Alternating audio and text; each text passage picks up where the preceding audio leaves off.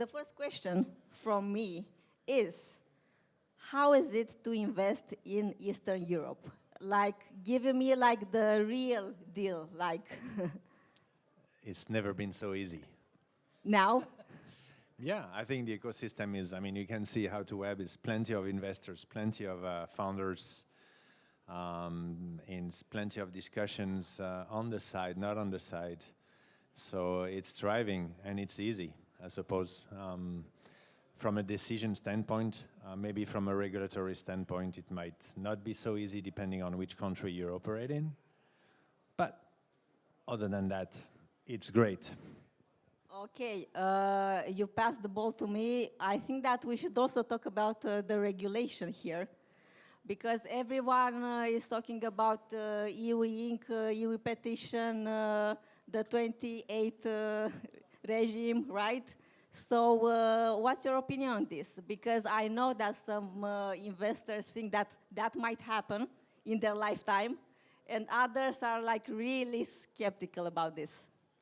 Listen, I don't have a crystal ball. I think the EU Inc. is a great initiative.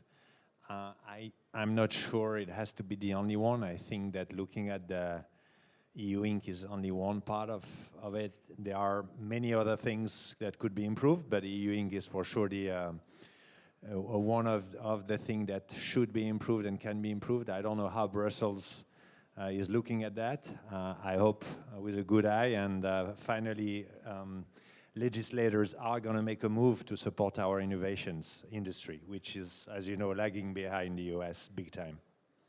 Yeah, because you're from Croatia, right? Kind Can you of. tell me a bit about the regulation in Croatia, and how is it for startups to incorporate there, to actually hire people there? So Croatia has done an amazing job first of all, on the fiscal standpoint. Nobody knows it, but Croatia is a tax-free environment on capital gain, so it's a great place for founders to incorporate. They pay no tax, provided they keep their company more than 2 years when they sell their company. So there are no capital gain taxes in Croatia. So Croatia has done amazing. Croatia has done an amazing job with the digital nomad visas as well. And overall, they've seriously improved their whole administrative red tape. They've moved to everything online kind of portal, so that's great. They have a fantastic structure with a limited liability company for 10 euros, I think it was, 10 kuna or 10 euros when it was kuna. Anyway, you don't need to put a lot of capital down to incorporate. That's great. They still need to improve a little bit the framework on the notary stuff, because you still need to go to the notary, in my opinion, too many times. But they've done a great job with everything else so far. It's amazing. Croatia is an amazing place to incorporate and start a company. How about employee benefits and ESOP, right? Yeah. Is it regulated in Croatia? Look,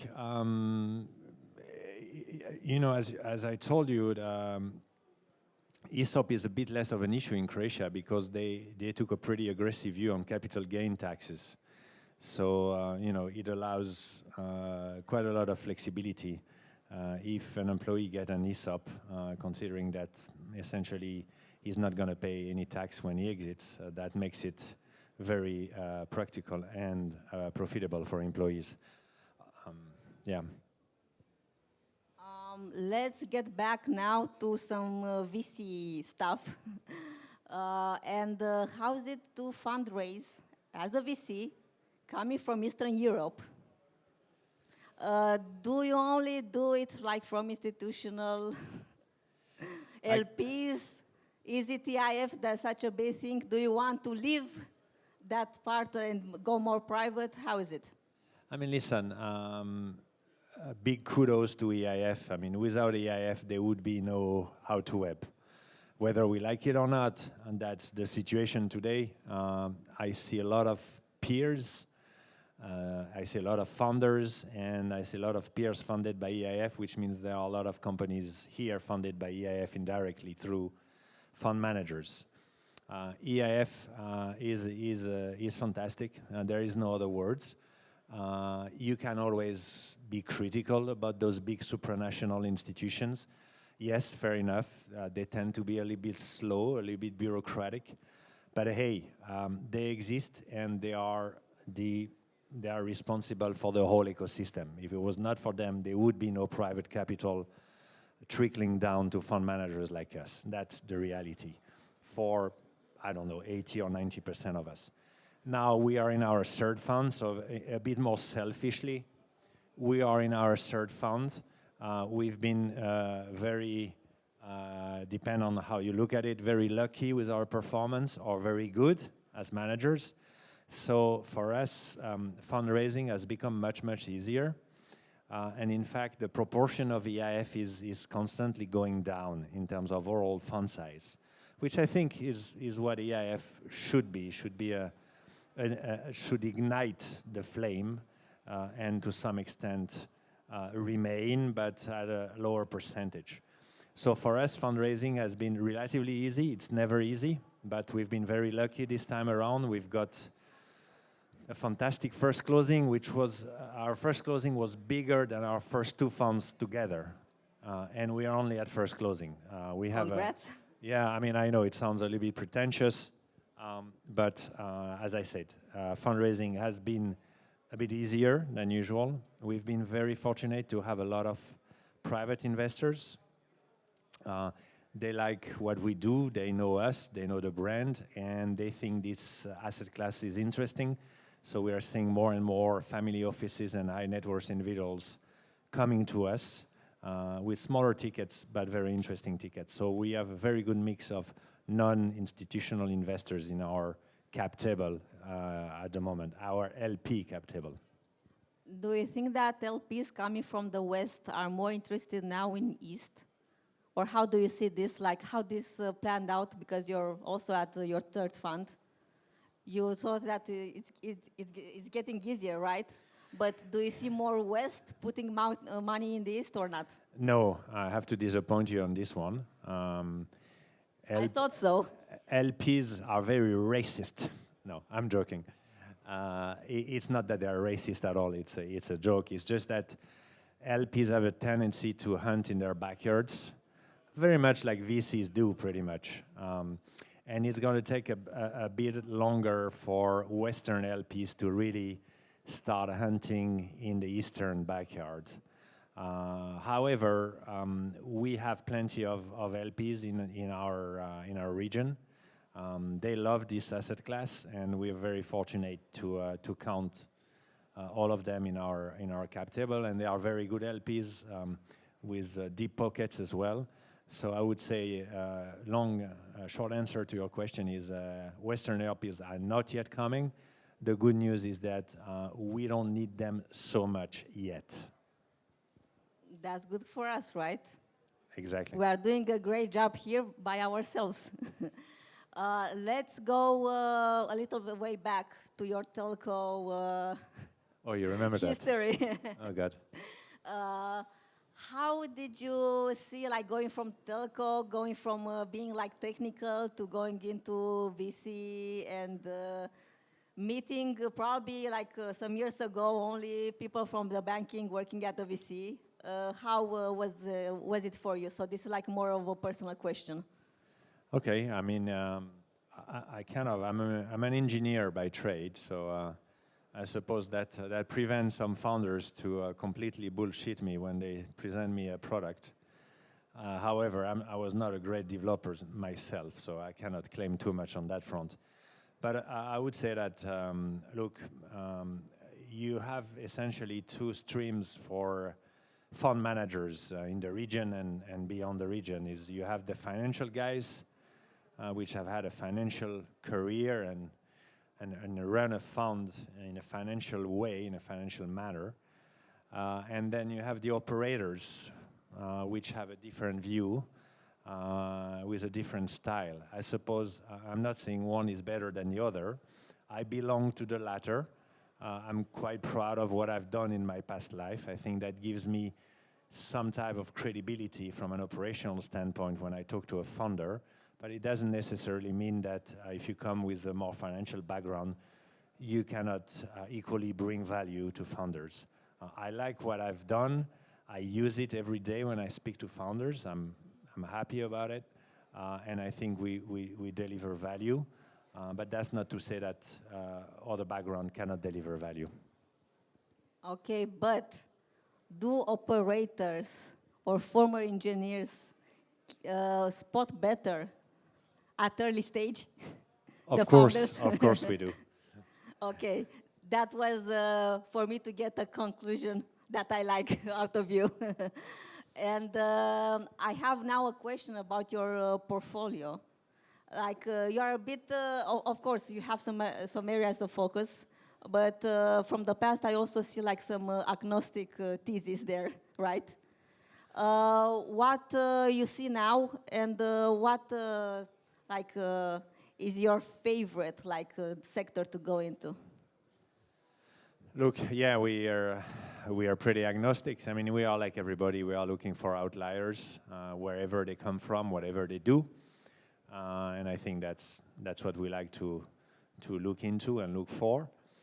You know, if I was to have a crystal ball on what would be next, I suppose anyone that can maybe develop its own LLM at a lower cost could be very interesting for us. I think we are in this AI revolution, we see a little bit too many AI wrappers.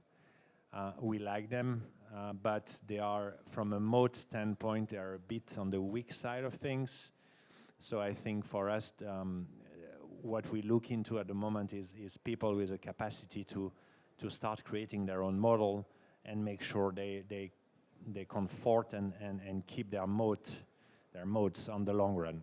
I would say that's something pretty hot for us at the moment. Okay, that's your main objective for the fund, like for your portfolio, or like for sourcing, or do you have another sector that you're looking at? Of course, we're at the conference. There's gonna be some PR with the VCs. Like we are looking at dual use. We are looking at I don't know, space tech, agentic. What are you thinking about the riding the hype, riding the wave? So if you want a PR, I can announce that we had an exit yesterday. So that's a pretty good one. Congrats. Yeah, thank you. Very happy about that. We released it today. But I think that because this will gonna be recorded and then taking out live after that, you can actually say which one. Yeah, we exited FlexKeeping, which was an app running back offices for hotels.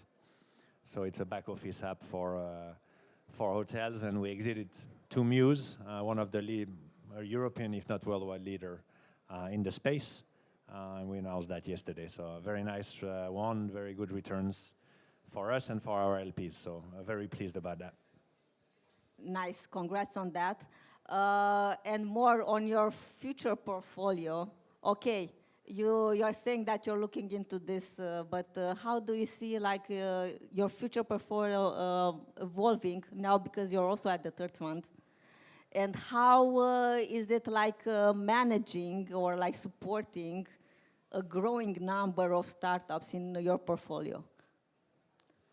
Well, on the portfolio itself, I gave you a hint. I think we are in the middle of an AI revolution, so we are, of course, going to look at that. Not only, but mostly about that. How to support a bigger portfolio? Actually, it's a very interesting question. I'm afraid to say I don't have an answer, and the reason why I don't have an answer is because we are in the middle of a pretty big brainstorm in the team precisely to address that point. I think we've kind of outgrown ourselves. And we need to find a solution for that, because days only have 24 hours. And we also have this motto that we want all the founders to speak to an investment decision maker in our fund. So it's a bit of an unsolvable equation if you want to grow. And that's why our vision is not to grow too big, We will probably limit our next fund, although we could have probably raised more. We're thinking as a team to lower the amount we will Where raise. do you want to cap it at? Well, we want to keep it at 60.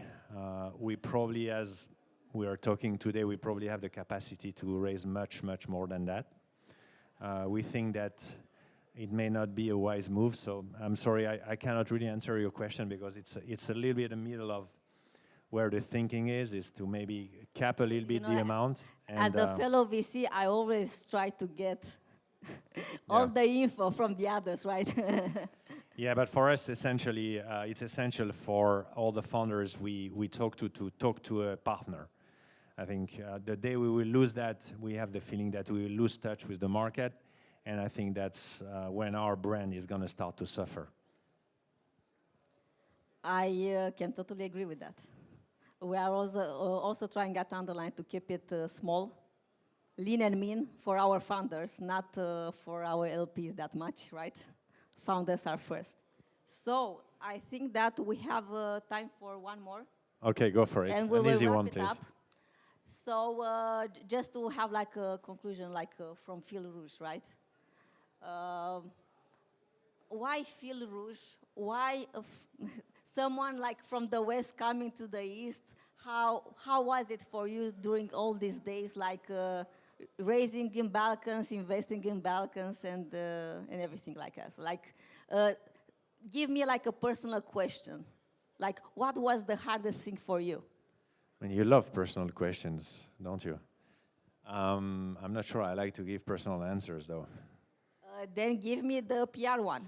No, I mean, look, I was fortunate in my past telecom career to have been approximately in 80 countries, 80, in this planet, doing business in most of them. And it's probably made me very adaptable.